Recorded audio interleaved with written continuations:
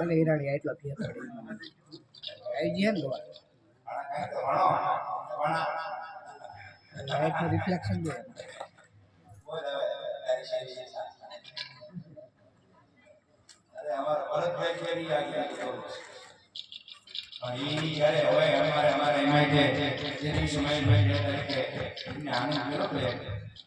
એક જ વસ્તુ કરતી આનંદ કરો તો મેં નક્કી કર્યું હતું ભરતભાઈ આ વસ્તુ વધારે